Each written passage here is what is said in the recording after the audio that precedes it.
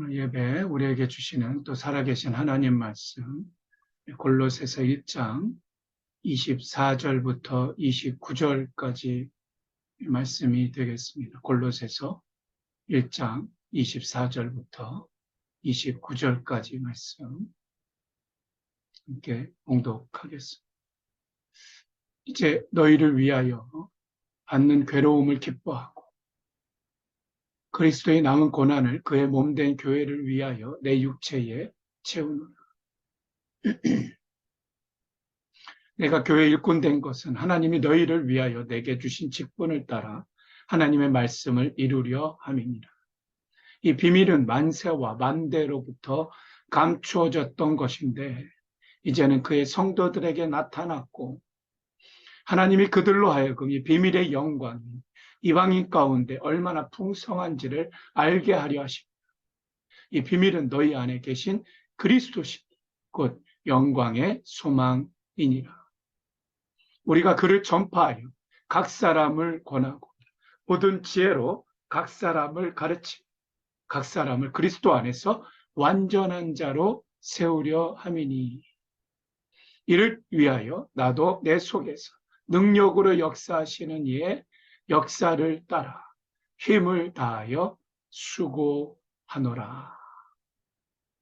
아멘. 우리 잠깐 같이 기도드리겠습니다. 주님 감사합니다.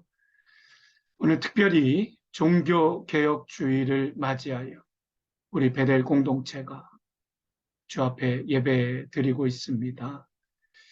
하나님 간절히 바라옵건대 이 시간 우리의 믿음 더하여 주시어서 사도행전적 공동체를 한 번 더 꿈꾸며 사모하는 그런 신실한 종교개혁의 후예들로 우리 모두를 인쳐주시고 붙드시고 기름 부어 주시옵기를 간절히 간구하고 솔리 데오 글로리아 모든 감사, 찬송, 영광 주 앞에 올려드리며 예수님 가장 귀하신 이름으로 축복하며 간절히 기도드립니다. 아멘. 예, 오늘 말씀의 제목을 이제 사도행전적 공동체. 예, 이제 우리가 1차 전도여행 바울의 2차, 3차 전도여행 그리고는 이제 로마로 가는 길이 있지 않습니까? 이제 4차 전도여행이라고 일컬을 수 있는데 이제 이를 옥중서신이다 그렇게 또 얘기를 하죠. 자, 그런 이제 4차 전도여행 옥중서신 가운데 이제 우리가 12월 달에 이제 골로새서를 곧 또 묵상하게 될 겁니다. 그래서 좀 미리 말씀을 또 안내해 드리면서 디렉션을 좀 가져보는 것도 좋겠다 싶어서 계속해서 사도행전적 공동체 4차 전도여행의 골로새 레슨이다 라는 제목으로 말씀 증거를 말씀 선포를 하도록 하겠습니다. 하시는 대로 말씀드리고 또 기도 드린 대로 교회력이죠. 철치 칼렌더. 오늘은 종교개혁 주일이다. Reformation Sunday가 되겠습니다. 종교개혁 일, Reformation Day는 이제 10월 마지막 날이죠. 할로윈이 아니라 우리는 할로윈하고는 관계가 없습니다. 그래서 교회마다 뭐 다른 행사들 그렇게 하는데 어쨌든 10월 31일을 이제 종교개혁일이다 그렇게 지키게 되죠. 종교개혁 가끔 또 일깨워드리고 확인시켜드리는 종교개혁에서 이제 주창했던 5가지 오직 좀 기억하세요? 우리가 손꼽을 수 있는 그저 5가지 오직이다. 자, 우선적으로 이제 아까 기도 때 좀 말씀을 드렸습니다만 솔리데오 글로리아 오직 하나님께 영광 우선 될 수 있는 거 아니겠습니까? 그리고는 솔로스 크리스토스 오직 그리스도 오직 예수 그리스도 그렇게 되겠고요. 그 다음에 나머지 세 가지는 아마 또 손꼽으면서 또 잘 아시리라 생각을 합니다만, 솔라 피데, 오직 믿음, 그죠? 그리고 솔라 그라티아, 주의하셔야 될 게 솔라 그라시아스, 라틴어나 스페니쉬가 아닙니다. 뭐 비슷한데 같은 말인데, 그라티아, 솔라 그라티아, 오직 은혜, 그죠? 은혜. 그다음에 솔라 스크립추라, 잘 아시죠? 스크립추라, 오직 성경이다. 다섯 가지 오직 있죠. 한 번 더 우리 종교개혁 기념하는 이 시즌에 우리가 확인할 수 있는 중요한 내용이 되겠습니다. 자, 이 다섯 가지를 또 손꼽을 수 있는데, 종교개혁하면 우선적으로 손꼽을 수 있는 종교개혁자 누가 있을까요? 마틴 루터, 그렇죠? 마틴 루터가 있습니다. 사진도 좀 보여드릴게요. 마틴 루터와 그의 아내 카타리나, 그렇죠? 손꼽을 수 있는 분이 이제 마틴 루터. 뭐 루터에 관한 이야기, 뭐 일화가 여러 가지 많이 있습니다만, 아시는 대로 루터가 뭐 당시에 신부였잖아요. 천주교. 근데 이제 천주교가 지금 만행을 저지르고 있었죠. 대표적인 게 면죄부 아니었습니까? 면죄부. 뭐 이 시간 또 설명드리면 또 그러니까 아디가 면죄부라는 거, 뭐 다 대부분 상식적으로 또 알고 계시죠. 자, 이 만행을 저지른 거예요. 내가 본질에서 벗어난 거예요. 이탈된 거예요. 그래서 고민 끝에 1517년 이를 반박하는, 그러니까 95개의 반박문, 독일의 이 비텐베르크 뭐 성당이기도 하고 뭐 대학, 그렇죠? 정문에 이제 붙이게 된 계기로 어떻게 보면 종교 개혁이 도화가 되었다, 시작이 되었다. 뭐 그렇게 얘기를 해볼 수도 있을 것 같습니다. 자, 본질에서 벗어난 거예요. 본질로 돌아가자는 거거든요. 개혁이거든요. 리포메이션이거든요. 그렇게 쉽습니까? 쉽지만은 않았습니다. 그 대상이 누굽니까? 캐톨릭 아니에요. 교회 어떤 캐톨릭은 아주 그 하이라키가 정확하잖아요. 더군다나. 그 기존의 세력이지 않습니까? 루터를 위협합니다. 생명의 위기까지 느껴지는 고난, 곤경, 압박감. 그래서 이제 불안함이 루터 가운데 있는 거죠. 수심에 잠긴 거죠. 고민하는 시간들을 보내게 됩니다. 심지어는 개혁의 말기예요. 루터는 이제 모든 거 포기하죠. 왜요? 뭐가 발전되고 변화될 게 기미가 보이지가 않은 그런 유혹까지 받게 됩니다. 그래서 사실상요, 모든 걸 포기하고 그냥 자리에 누워버렸어요. 그리고 이렇게 넋두리 같이 늘어놓는 거예요. 모든 게 끝났어. 모든 게 끝났어. 이러면서 넋두리 같이 늘어놓고 있는 그 순간에 어느 날 루터의 아내 카타리 상복을 입고 루터 앞에 나타났고, 루터가 묻습니다. 여보, 누가 돌아가셨어? 왜 장례식 복장을 하고 있어? 아내가 이렇게 얘기를 하죠. 하나님께서 돌아가셨어요. 아니, 어떻게 하나님이 돌아가실 수 있단 말이요? 가당치 않은 말 하지도 마시오. 루터는 아내를 꾸짖었다는 거죠. 그러자 아내 카타리나, 아유, 얼마나, 그냥 떡 부러지게 생기셨잖아요. 그렇죠? 정색을 하면서 이렇게 대꾸했다는 거예요. 만일 하나님께서 돌아가지 않았다면 당신답지 못하게 이렇게 시리에 빠져 있을 수 있으신가요? 아내 그 말 한마디, 그 한마디가 루터를 흔들어 깨웠다. 라는 거죠. 그렇지. 우리 하나님은 살아계시지.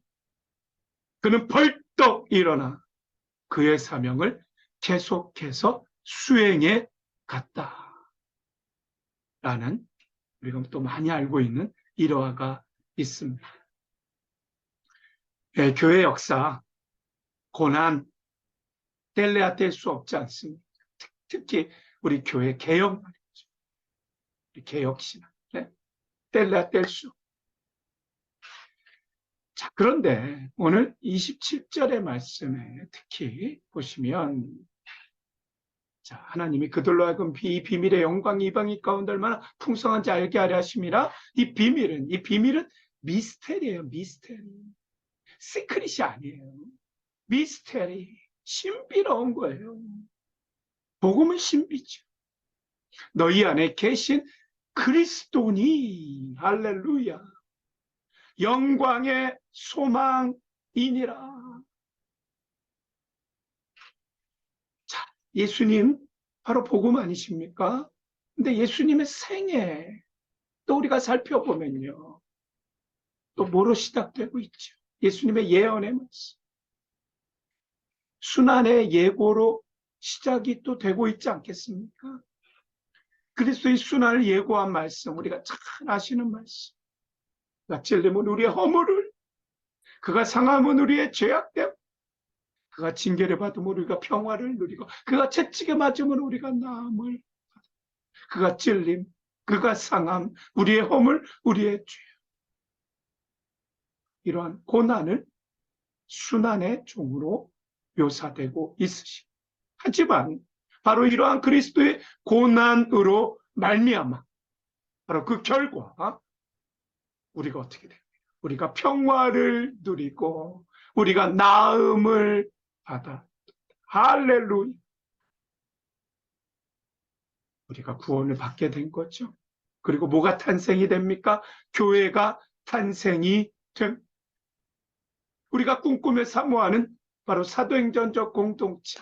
뭐 여러 가지 닉네임을 붙일 수가 있겠어요. 근데 바로 고난의 공동체라고 불리기도 한다는 것입니다.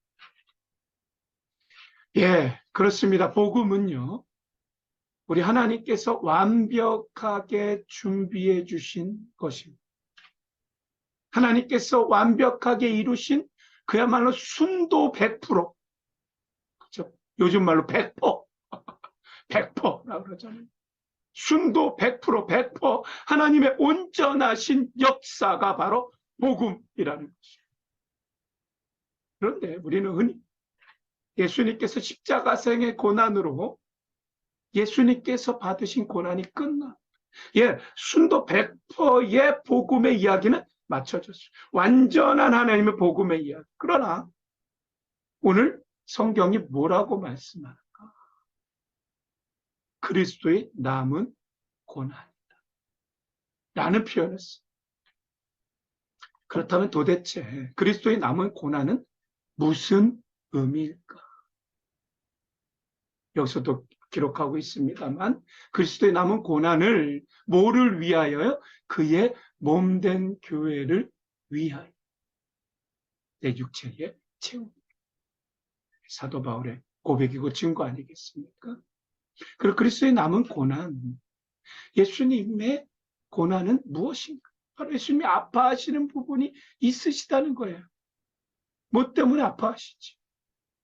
아직까지 구원받지 못한 수많은 사람들, 주님께서 동일하게 가슴 아파하며 괴로워하고 계시다. 예수님의 몸을 다 내어주신 것이 온 인류를 구원하신 예수님이 몸을 내어주신 100% 아닙니까? 100%. 그런데 아직까지 구원받지 못한 사람들은 가슴 아파하며 괴로워하고 계시다. 교회는 뭡니까? 특별히 우리가 꿈꾸며 사모하는 사도행전적 공동체. 뭐라고 얘기할 수 있죠? 잃어버린 영혼들 구원하기 위해서 주님께서 이 땅에 남겨놓으신 뭡니까? 그의 몸된 교회. 그렇죠? 주님의 몸, 바로 그것이 우리 공동체 아니겠어요? 우리 교회는 이와 같은 고난을 감당해야 사명을 갖고 있다. 어찌 보면 이걸 사명이라고 얘기할 수가 있을 것입니다. 그렇다면 우리가 감당해내야 될, 받아야 될 고난이 어떤 고난이 되겠죠? 지당하게 우리 두 가지 말씀 드리려고 하는데, 첫 번째가 복음을 전하기 위한 고난이다. 복음을 전하기 위한 고난. 예, 말씀드린 대로 복음, 가스펠이죠. 복된 소식. 우리가 구원받기 위해서 우리가 이룰 수 있는 것은 아무것도 없습니다. 말씀드린 100% 하나님이 온전하고 완벽하게 이루신 복음이라는 것. 그거는 값없이 주어진, 그거는 대가 없이 주어지는 선물이다라는 것입니다. 이 사실을 믿기만 하면, 예수님을 나의 구주로, 삶의 주인으로 받아들이기만 되는 것이, 우리가 구원을 위해 뭘 이룰 수 있는 실력과 능력이 있는 자들을 우리는 피조물인 거죠. 순도 100% 하나님의 온전하신 역사. 그래서 성경은 뭐라고 말씀합니까? 너희가 그 은혜에 의하여 믿음으로 말미암아 구원을 받았어. 이것은 너희에게서 난 것이 아니라 하나님의 선물, 행위에서 난 것이 아니라 누구든지 자랑하지 못하게 하려 함. 예, 값없이 은혜로 구원받았습니다. 말씀. 하지만 놓치지 말아야 할 것은 우리의 값없는 구원의 선물, 너무 소중한 생명 아닙니까? 이것을 얻기 위해서, 이것 주기 위해서 하나님의 아들 예수님께서 얼마나 값비싼 고난의 대가를 지불하셨는가. 그 사실, 우리의 값없는 구원을 위해 또한 역시 우리 신앙의 선배들, 개혁자들 포함해서 과거의 교회, 그야말로 값비싼 고난의 대가를 치러야 했던 것입니다. 이 사실. 그럼 우리 십자가의 엄청난 대가, 기막힌 은혜. 저는 이게 중요하다. 기막힌 은혜. 그것으로 구원받은 것을 안다면, 아는 자라면 더 이상 침묵할 수가 없다. 우리는 이 십자가의 보혈, 이 십자가의 공로의 복음을 전하며 증거해야 하는 것입니다. 이것이 복음을 전하는 권한, 우리의 사명이다라는 것. 자, 보리스 코펠드 박사라는 분이 있었습니다. 러시아에 살았던 유대인 의사였어요. 스탈린이 거의 신격화되지 않았겠어요? 스탈린이 신이 아니다. 바로 인간이었다. 말한 죄목으로 체포가 됩니다. 강제 노동수용소에 던져집니다. 의사로서. 그는 죄수들이 병원에서 죽지 않고 일하다가 죽도록 그렇게 조작해내는 것이 그의 임무였습니다. 그래서 죄수가 건강하다 하든가 아니든 관계없이 웬만하면 의료카드에 건강하다, 건강합니다 라고 적어서 죄수들을 작업장에 내보내는, 바로 그런 압력을 받고 있는 거죠. 그의 치료는 의사로서가 아니라 이제 기계적인 거죠. 의료기계죠. 형식적이죠. 점차 자신의 인성이 파괴되어 가는 걸 느끼면서 갈등한 어느 날 동료 죄수에게 전도를 받습니다.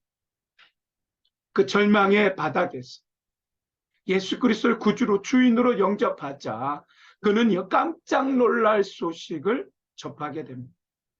그 수용소 안에 일종의 지하교회, 그렇죠? 지하 공동체, 지하 교회 공동체가 있는데 그들 모두가 이 의사의 구원을 위해 기도하고 있었다.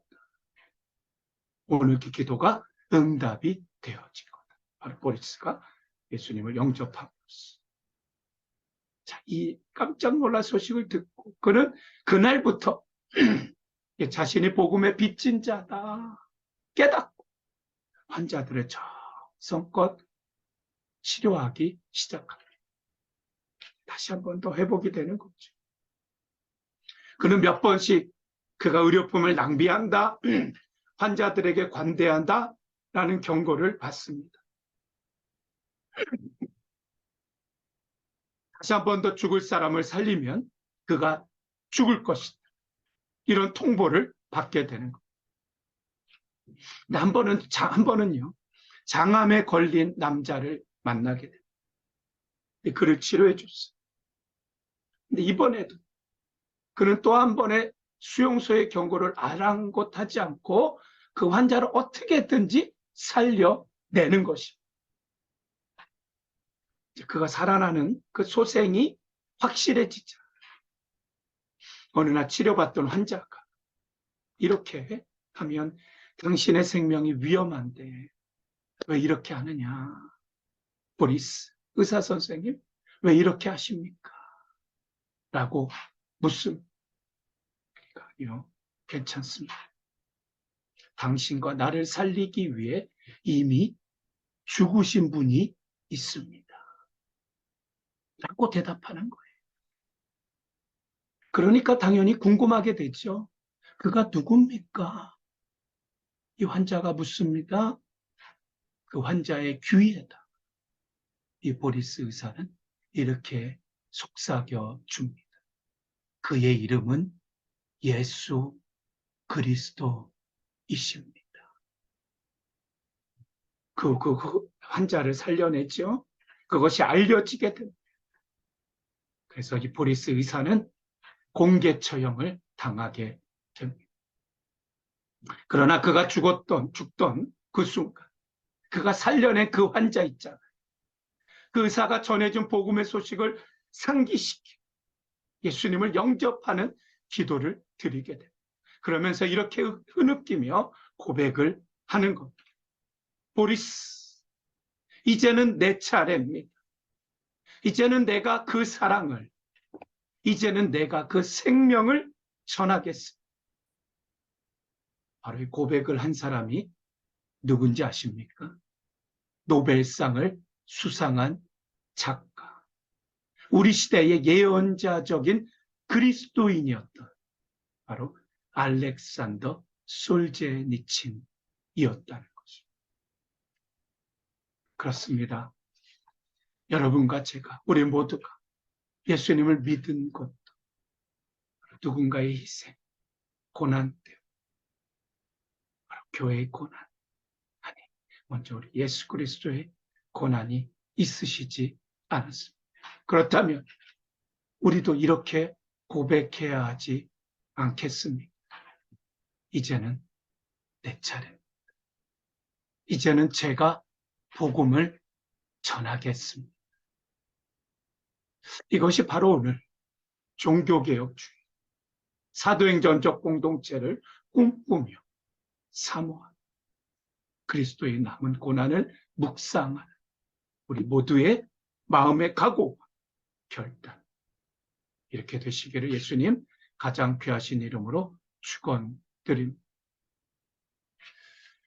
자, 두 번째로 사도행전적 공동체, 역시 꿈꾸며 사모하는 공동체로 그리스도의 남은 고난을 감당해야 하는 사명. 그렇죠? 또 우리 공동체가 감당해야 하는 또 다른 고난은 뭐가 있을까? 자, 두 번째로 성도를 세우기 위한 고난이라는 것입니다. 성도를 세우기 위한 고난.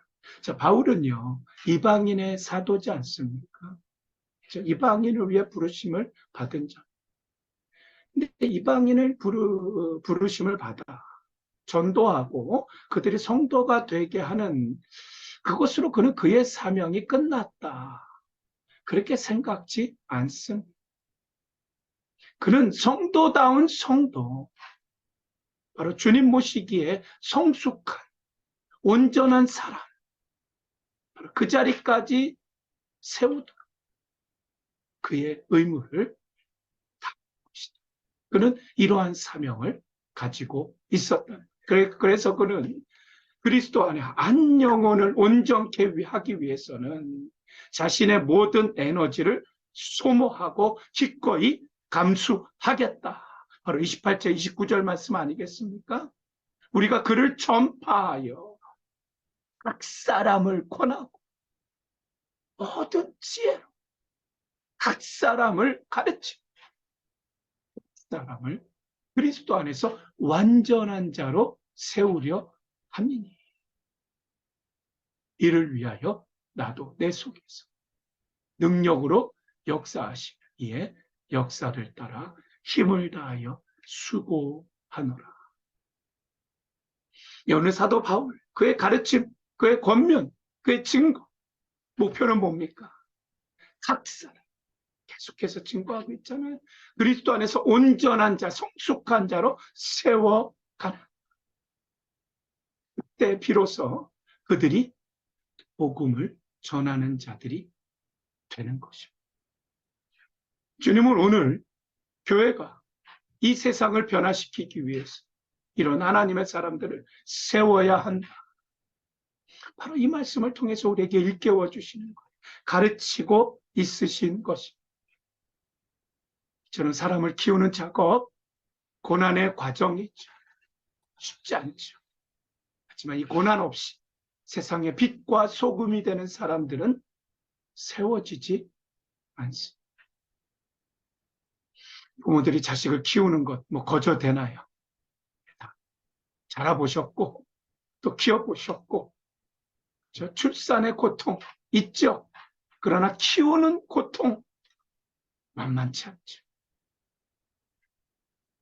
자, 옐로스톤 한번 가보셨나요? 옐로스톤? 네, 그렇죠? 네.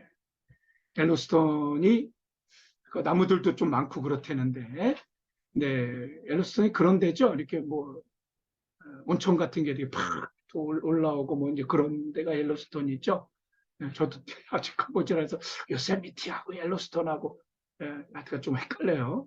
한번 가봐야 되는데 언제 기회가 되겠지만 어쨌든 옐로스톤 공원에 바로 이 라치폴이라는 바로 이 나무, 소나무죠. 상록수, 소나무. 이게 라치폴. 아마 많이 좀 보셨을 거예요. 그렇죠? 이런 소나무들이 자라고 있다고 합니다. 근데 이제 한때는 숲에 80%, 80%면 과반 아니겠습니까? 그야말로 대다수가 바로 이 나무가 점유를 했다 그래요.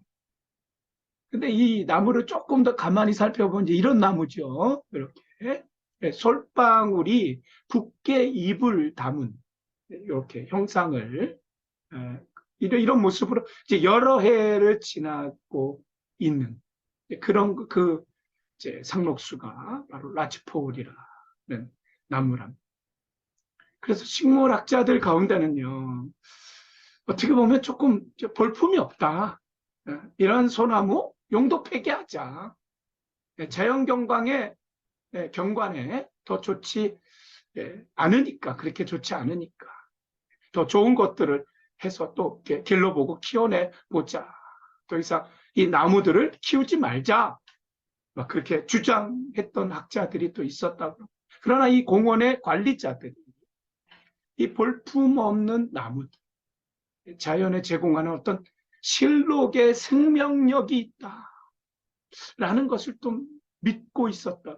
이 소나무들을 오히려 소중히 여기고 정성을 다해 키워왔다는 것입니다. 자, 그런데 1988년 이 공원에 큰 산불이 일어났다. 엄청난 피해가 있었다는 거죠. 거의 초토화됐다 그러죠. 근데 이 공원에서 그 후로 큰 산불이 일어난 후로 이제 제일 먼저 자란 것이 무엇인가? 이 라치포, 이 상록수가 제일 먼저 자랐다. 바로 솔방울에 진액이 불로 녹아들면서 이 나무 씨앗들의 발화를 오히려 촉진시켰다라는 것입니다. 뿐만 아니라 불에 견디어 살아남은 이 라치포울은, 이 소나무는 산불의 강한 자극을 받아서 그 잎이 열어졌다. 그래서 아름다운 열린 솔방울로 당시 폐허가 된 공원의 부활의 장식이 되어 주었다. 이거 아니면 완전히 폐허가 되었을 텐데 부활의 장식이 되어 주었다. 바로 이 라치포울, 이 소나무 덕분으로 옐로스톤, 이 공원은 재건의 희망을 가지게 되었다라는 것입니다. 고난의 산불이었죠. 하지만 오히려 이 소나무의 생명을 꽃피우는 기회가 돼요. 소나무의 생명을 꽃피우는 축복이 되었던 것입니다. 비록 그 과정이 지루하고 고난스럽다 할 수 있습니다. 하지만 그렇지 않아요. 부활의 생명의 꽃을 피워내기 위해서는 어렵더라, 힘들더라, 어떻게든지 이겨내야 하는 것입니다. 우리 모두가 복음으로 인해 견뎌내야 하는, 바로 그 고난은요, 그럴 만한 충분한 가치가 있는 고난이라는 것입니다. 저는 두 가지 고난 말씀드렸죠? 아니요, 우리의 사명이지. 복음을 전하기 위한 고난, 성도를 세우기 위한 고난, 아니 우리의 사명. 자, 오늘은 고난이라는 관문을 통과했죠. 관통을 했죠. 드디어 어떤 열매가 맺어집니까? 종교개혁이라는 부활의 생명의 꽃을 피워낸, 그러니까 506주년 종교개혁 주일이 되는 것입니다. 우리 모두가 겪게 되는, 아니 우리 모두가 겪어야 할 복음으로 말미암은 이 고난, 이와 같이 부활의 생명의 꽃을 피워내는 과정이 우리가 기억하고 부디 그 고난을, 그 사명을 감사와 기쁨으로 감수하는 저와 여러분 베레 공동체 우리 모두가 되시기를 예수님 가장 귀하신 이름으로 축원드립니다. 기도드리겠습니다.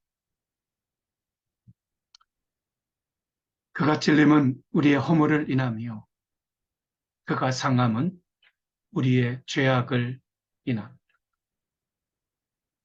바로 나의 허물과 나의 죄로 우리 주님께서 모진 고초 고난을 겪으신 줄로 믿습니다.